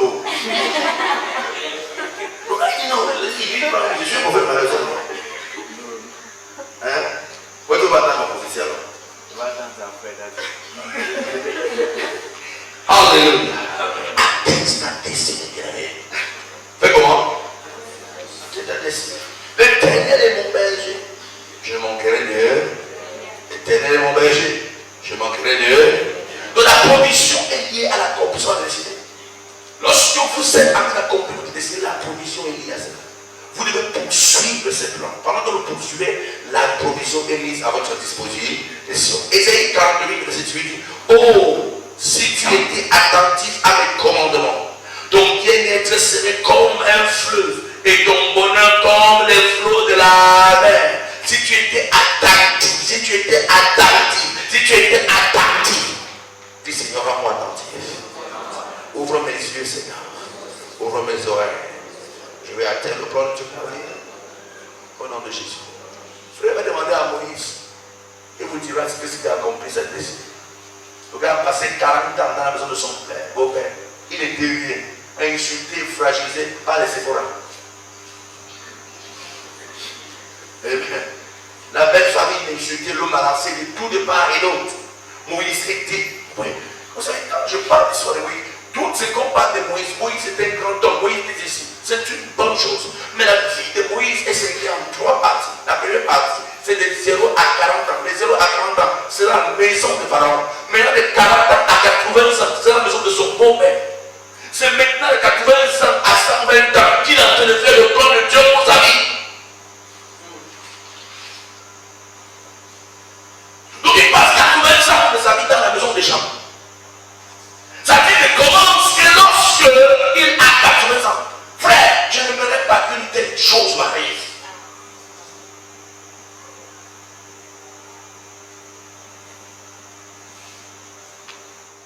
La souffrance avait tellement déstabilisé Louise. Au point où Dieu lui dit, petit, je t'appelle et dis, ah. Ouais, j'ai rien dit à Dieu, ah. Quand tu entends il dit à Dieu, ah, c'est la souffrance. Tu comprends? Quelqu'un qui a souffert, tu lui parles, il dit, ah. Donc vous avez qui ont souffert. Quand tu sors au ciel, va demander à Moïse. Quand quelqu'un a souffert, Dieu dit, c'est de la marque, il dit, ah. 80 ans, tu vas maintenant encore où? Non, laisse-moi toute cette histoire-là. Il dit, ah, à Dieu.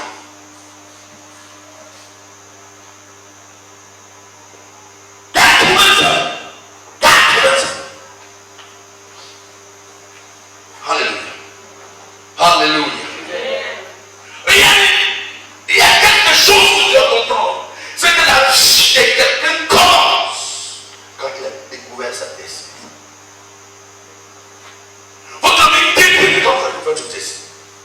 Quand vous avez compris la raison pour laquelle vous avez été créé, c'est là où votre vie commence. Tant que vous n'avez pas compris, vous ne vivez pas, vous existez. On vit pour quelque chose, mais on n'existe pour rien. On vit pour quelque chose, mais on n'existe pour rien. C'est la découverte de ce cas qui fait comment aujourd'hui commence. Moïse, il a pour 40 ans, il fait ça dans la maison Pharaon, je ne connais pas. La seule chose qu'un matin il a paru, n'est-ce pas? Hein? Il a tué quelqu'un. C'est ça, n'est-ce pas? On voit Moïse dans le berceau. Moïse, garde. Maintenant, c'est la vie de Pharaon qui le prend. Mais entre le temps qu'on a pris, jusqu'à ce qu'il y apparaît un jour pour tuer quelqu'un, il était où?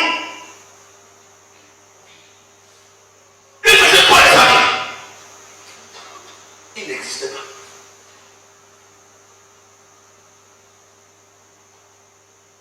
Même dans la maison de son beau-père, la seule chose qu'on connaît, c'est qu'il est arrivé là-bas, on lui a bien dessus. Il a d'abord aidé les filles, le père qui allait me chercher, non, la même. Dès qu'il a fait la maison, le pas vu de ma femme, on ne pas vu de Moïse. Jusqu'à ce qu'on ne parle de lui, jusqu'à un jour, il est en train de partir avec le mouton de son père. Jusqu'à sa vie où il n'existe pas. Il n'existe pas. Frère, je veux que tu existes. Je veux que tu commences à vivre.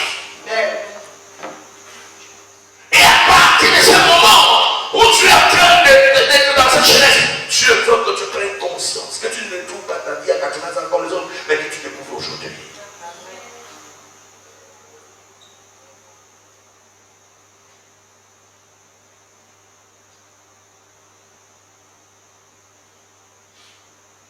Alléluia. J'ai ton voisin. Le temps que je peux prendre Dieu pour ma vie. Je ne peux pas mourir comme un chien. Je vais attendre le but de Dieu pour ma vie. Maintenant et pour toujours. Au nom de Jésus. Alléluia. Vous savez, Dieu appelle Abraham avec une mission spécifique. Il lui donne une mission. Écoutez ce qu'il dit.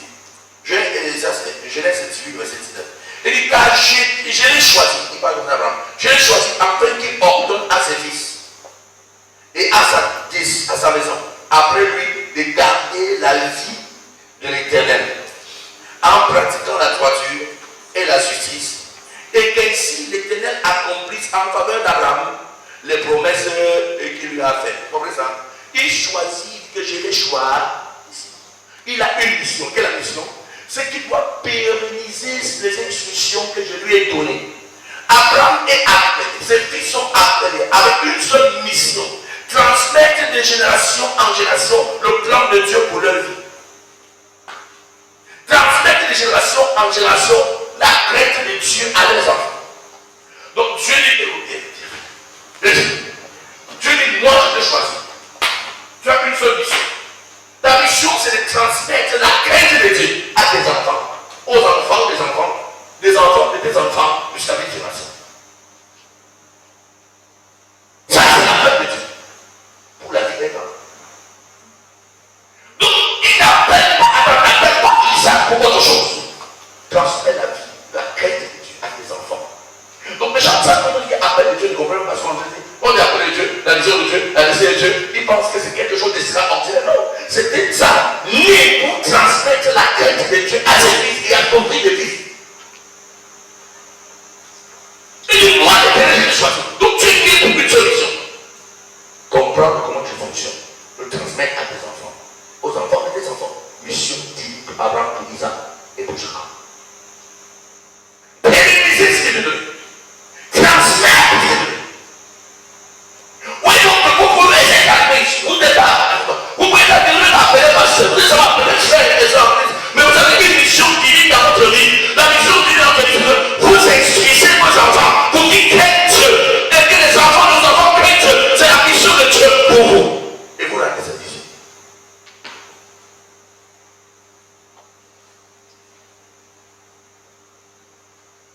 Mais regardez la vie d'Abraham riche. Il est riche.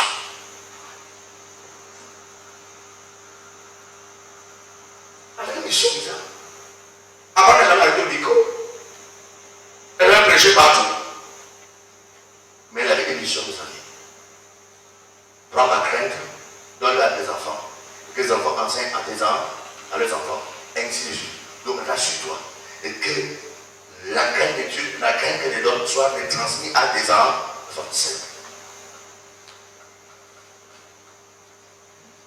Parce que quand on dit, le pasteur veut dire que tout le monde appelle à aller en conjonction, c'est pas ça qu'il appelle faire. Tu veux que ton esprit s'ouvre, que tu saches ce que Dieu veut que tu fasses, que tu comprennes que Dieu veut une mission pour ta vie, et cette mission va s'accomplir. Il y a d'autres personnes que Dieu va appeler avec une mission, c'est un technicien. Nous, c'est des comptes pour les techniciens, les ingénieurs, alléluia. Et c'est toi qui es l'ingénieur. Et Dieu dit qu'il a choisi pour être l'ingénieur. Et ça va être ça. Et dans les lections de 31, à partir du verset 2 à 4, il dit, sache que j'ai choisi Béthaël, fils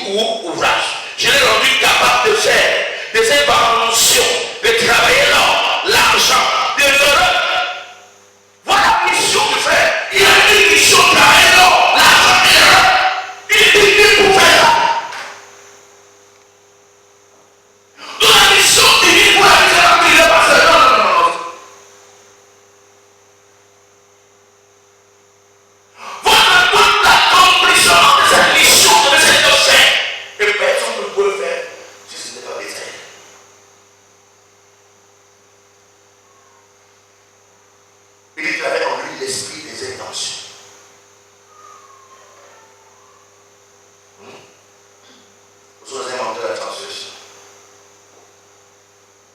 Il n'y a pas. Il n'y a que Dieu fait ça. Gloire à Jésus. Donc que l'Esprit est dans le sur au nom de Jésus. Révélez les inventeurs. Alléluia. Ni pour devenir inventeur, ni pour devenir ingénieur, quelqu'un qui a la maîtrise, le savoir-faire. Tu sais, parfois les gens disent qu'on est destiné. Oh, le pasteur, donc tout le monde devient pasteur. Non. Non. Pourquoi? Vous pensez que la seule chose à faire sur la terre, c'est prêcher l'évangile? Il y a autre chose. Mais Zaïel n'était pas là pour prêcher l'évangile. Il était un ingénieur. Et il dit, c'est moi qui l'ai choisi pour ça. Il est choisi pour ça. Et je lui ai donné l'esprit de savoir et faire. Il est né pour le faire. Il est né pour l'art. Il manipule. Il sait. Quand il touche l'or, il a touché. Quand il touche l'argent, il a touché. Quand il touche l'erreur, quand il touche tout le monde,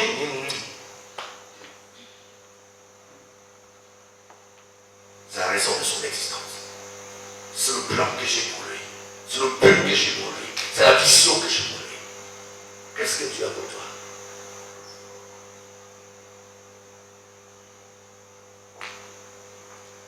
Alléluia. Qu'est-ce que Dieu a pour ta vie? Même dans l'administration. L'administration. Oui, il y a des personnes dont Dieu a appelé pour l'administration. Dieu n'a pas appelé Abraham David pour qu'il vienne prophétiser. Hein? Il n'a pas appelé David pour qu'il devienne sacrificateur. Il l'a appelé pour qu'il soit roi. Et les gens ne savent pas. C'est pas l'administration.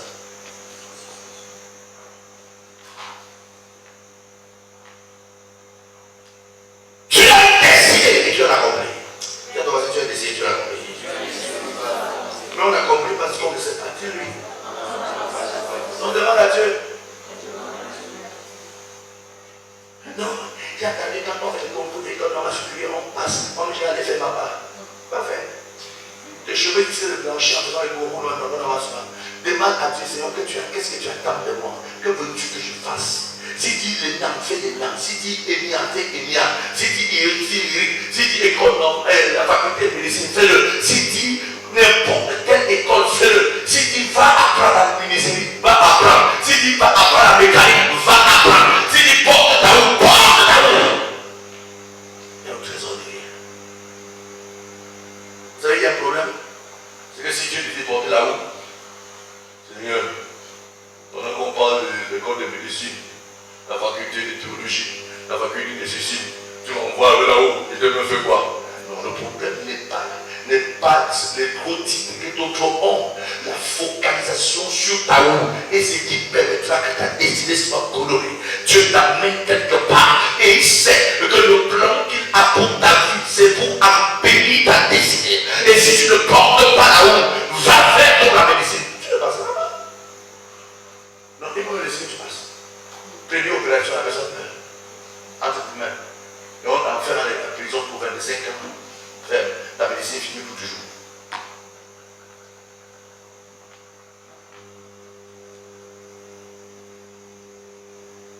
Dieu n'envoie son âme que protéger ceux qui sont venus pour suivre la vie.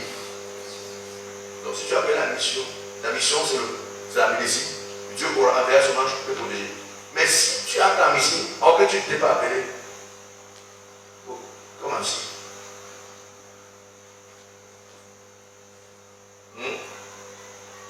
Quand tu prends de la guérison, tu vas bien mettre sur la veine.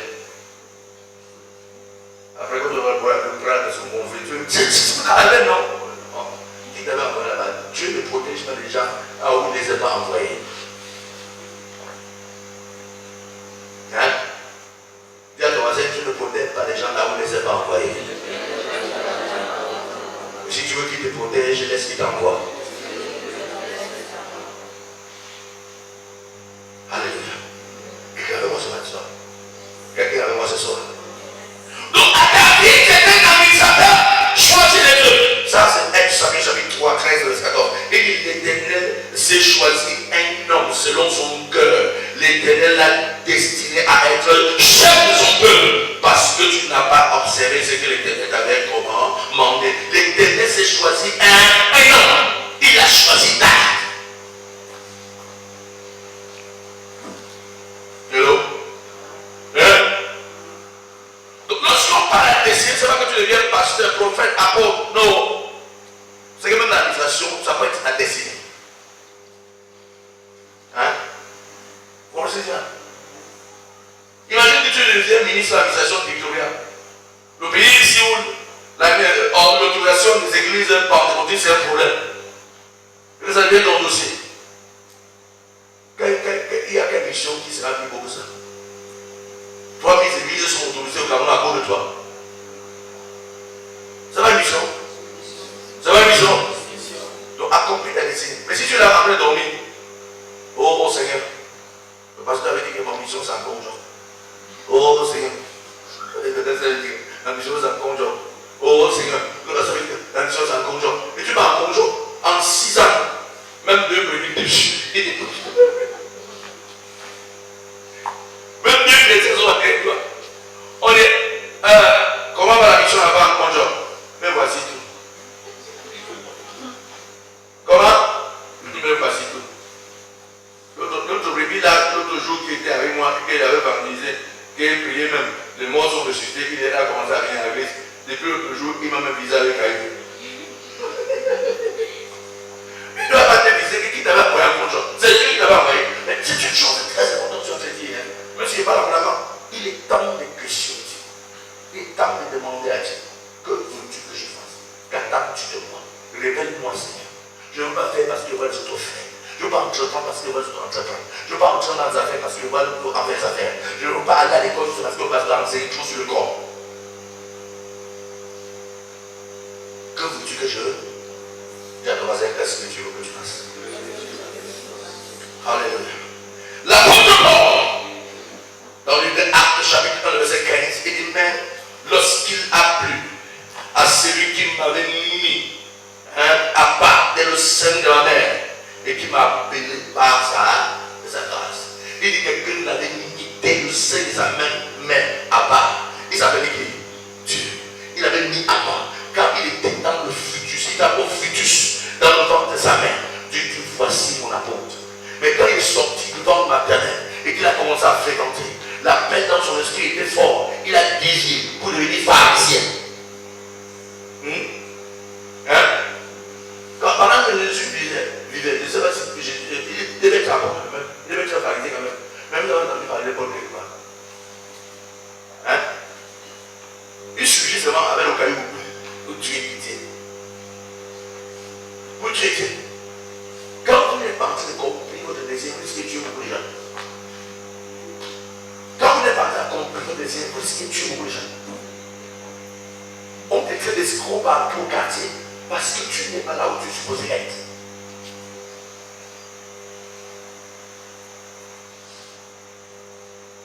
Mais quand tu es dans le plan de Dieu, tu deviens une personne populaire. Je vois ta vie s'accomplir. Je vois ta destinée s'accomplir. Je vois ta destinée s'accomplir. Je vois ta destinée s'accomplir. On en prie sur Jésus. Ma prière est aimée ce soir. Est-ce que tu ne dors pas comme un pauvre? Mais que cette nuit que tu disais à Dieu, Seigneur, parle-moi. Je suis au carrefour de ma vie. Je veux savoir ce que tu attends. Je ne veux pas faire une chose parce qu'il faut le faire. Je vais accomplir le plan de Dieu pour ma vie. Je vais réaliser ce projet. Je vais atteindre le but de Dieu pour moi. Je vais atteindre la vision de Dieu pour ma vie. Aide-moi à la réaliser. Seigneur, révèle-moi. Je ne veux pas faire parce qu'il va tout faire. Je ne vais pas dire parce qu'il va tout dire. Je ne vais pas entreprendre parce qu'il va tout entreprendre. Dis-moi ce que tu attends de moi. Que veux-tu que je fasse? La direction dit. Et l'expérience a montré tous les fois vous êtes sincères et que vous faites cette prière. Quand vous l'êtes, Dieu se révèle à vous et vous dit exactement ce qu'il attend de vous. Parce qu'il ne trouve pas du plaisir à devoir voltiger à gauche et à droite. Il faut que tu atteignes le but qui s'est fixé pour ta vie.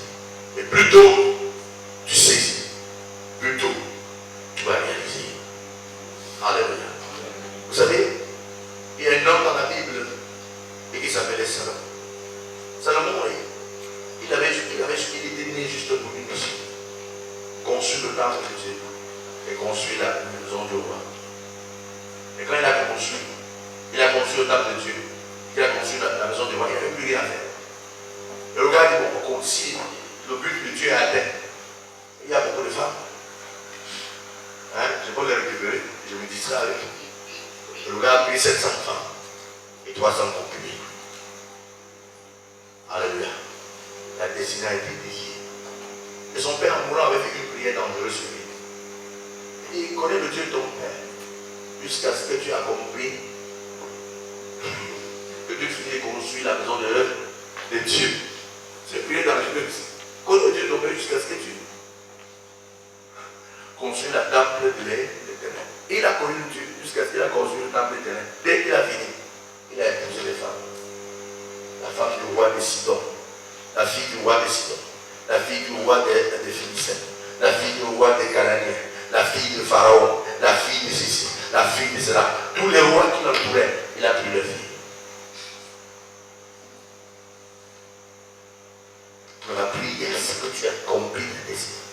Pourquoi est-ce que je dis ça? C'est que lorsque la destinée n'est pas atteinte, on fait beaucoup d'erreurs. Mais je prie que tu ne puisses pas échouer à ta destinée. Au nom de Jésus. Est-ce que tu peux t'aimer sur Dieu qui est ce soir? Alléluia.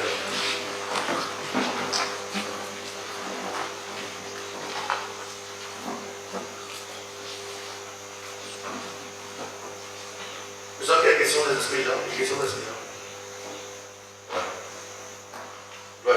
Une, deux. Si tu as une question d'aide, je vais voir d'abord. Comme les gens qui font des questions quand ils sont. Parce qu'il y a une personne qui. Dès qu'on pose une question, ils sont inspirés. Ce n'est pas une question inspirée. Si tu as rien compris, tu as rien compris. Déjà, une, deux, il y a quelqu'un d'autre. Ok. À ce moment-là, on va comprendre la question là. Oui. Vas-y. Ma question est on vient de parler de la destinée et on a parlé de la direction de la destinée. Pour connaître ce que tu es né pour faire, tu vas dans la direction de la Dieu. Maintenant, d'après tous les personnages dans l'industrie de la vie, comme l'apôtre Paul, il a fallu un temps spécifique. L'exemple que vous avez pris avant la Bible, Jésus, on n'avait pas parlé de lui. C'est après que Jésus soit parti comme plus suivi quand il tue Paul. Et Moïse, qui paie 80 ans de sa vie jusqu'à ce qu'il rencontre Dieu dans le son Adam. Et aussi Jérémie, que ça l'âge de 18 ans, qui entendait dire que ça veut dire que la destinée a un temps spécifique pour l'accomplissement, si je ne me comprends pas. Et si c'est un temps spécifique, comment connaître le temps d'accomplissement de sa destinée? La destinée n'est pas un temps spécifique pour son accomplissement. J'ai dit la destinée lorsque vous la découvrez, commencer à poursuivre. C'est à part, si tu la découvres aujourd'hui, tu vas commencer à poursuivre. Et la vérité, c'est que tu vas laisser les traces. Et à l'âge de la jeunesse. Mais ça peut arriver que tu le poses à 80 ans. Regardez, Moïse dont nous parlons, à 80 ans, il est pour la vision de Dieu. Avec le peuple de Dieu à la tête promise, lui-même n'est-ce pas? Mais est-ce qu'il lui entend la tête promise? La véritable raison pour laquelle lui n'arrive pas à entendre, c'est qu'il est trop vieux. Il est trop vieux. On va donner les Écritures, on nous dit qu'il avait répondu ceci, répondu. Est-ce que c'est lui fois que Moïse désobéit à Dieu? Pas cool. Mais Dieu dit que regarde, il est Dieu. Bon, on va l'opportunité pour le disqualifier. Il chie sur le lion, on disqualifie. Si Moïse avait commencé sa mission exactement à 40 ans, il aurait 80 ans. Il aurait pris 40 ans pour amener le peuple dans le désert et 40 ans pour que ce soit dans la terre promise, manger les fruits des habits.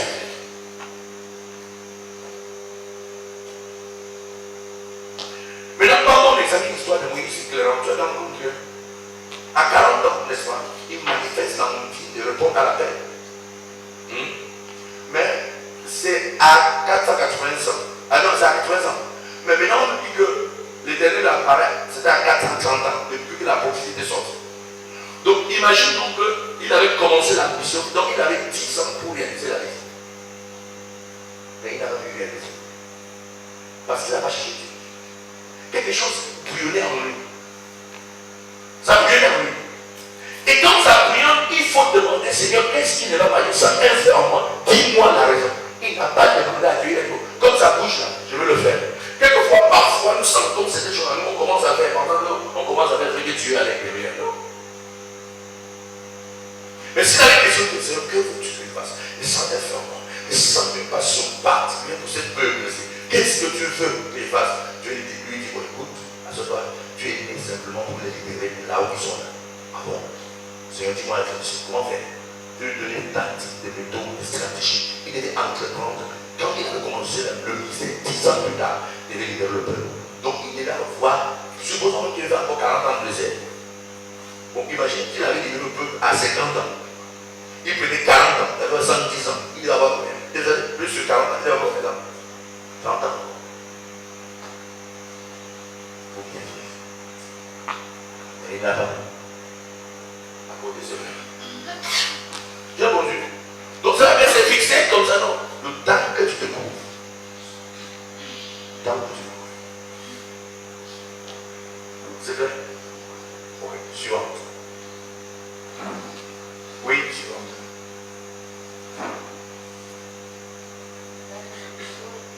Vous avez dit que pour accompagner quelque chose, vous pouvez demander à Dieu. Pour Entreprendre. Pour comprendre. Entreprendre. Entreprendre, oui. Oui, quelque chose. Tu peux demander à Dieu. Oui. Au cas où tu n'as pas fréquenté, tu fais. Pour entreprendre quelque chose, tu peux. Non, je vais dire tu peux. Tu dois. Par exemple, tu peux, ça veut dire bon. Tu peux ne pas. Tu ne peux pas. Le secret pour le réussir, c'est le pouvoir.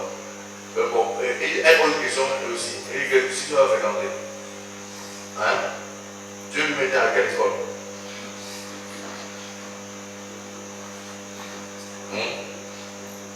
Dieu a fait quelle école?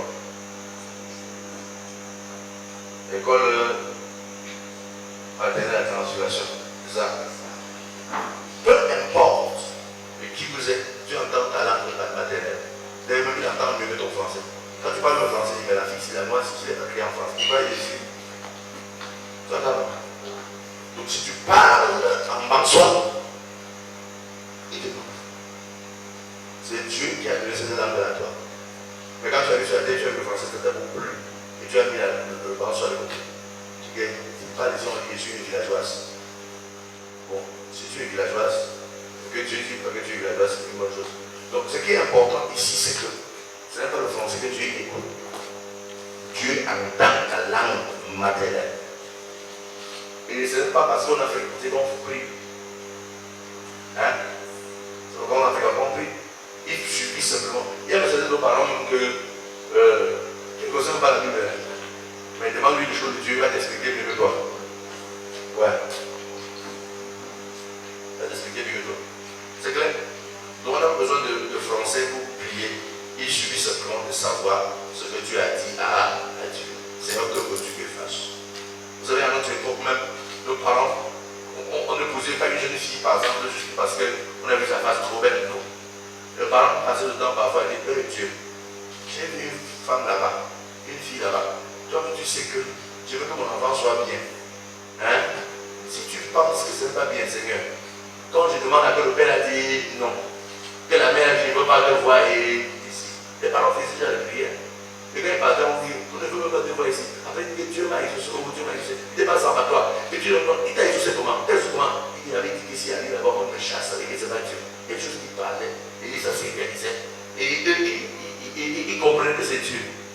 Et quelques temps plus tard, on entendait que cette fille a fait des choses bizarres. Et il dit, donc, ce que je fais, c'est pas le français que Dieu écoute. Dieu entend toutes les larmes. Tu as compris ce qu'il dit là? Alléluia. Tiens-toi dans ce de pied, acclame le Seigneur pour toi.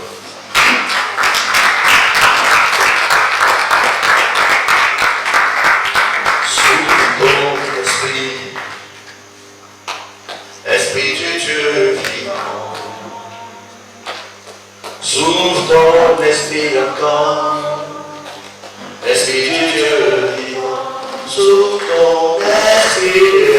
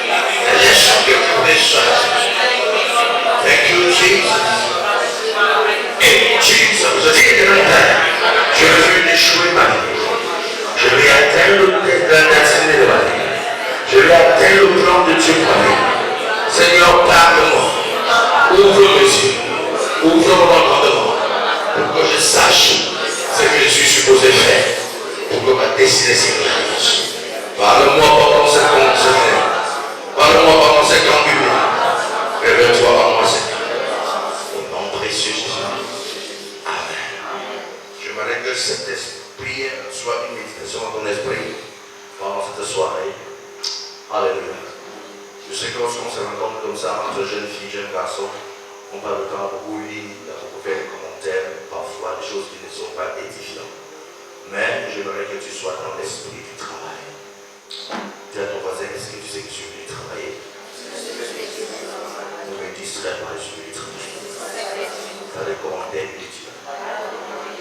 Je ne veux pas savoir Jésus qui sont à la mode. Je ne veux pas qui sont à la mode.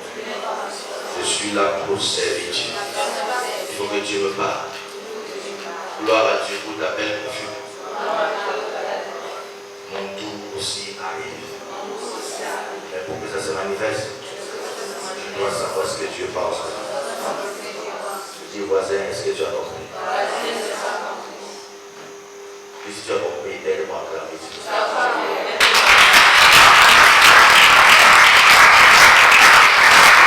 Alléluia. Gloire à Dieu. On a beaucoup dit, on a tout le temps, gloire à Jésus, pour le faire. Vous êtes avec moi? Vous êtes avec moi? On a beaucoup à dire, on a tout le temps aussi pour le faire. 7 jours dans la présence de Dieu. Pas 7 jours dans la présence de frères et sœurs, mais 7 jours dans la présence de qui? 7 jours dans la présence de qui? Pas dans la présence de qui?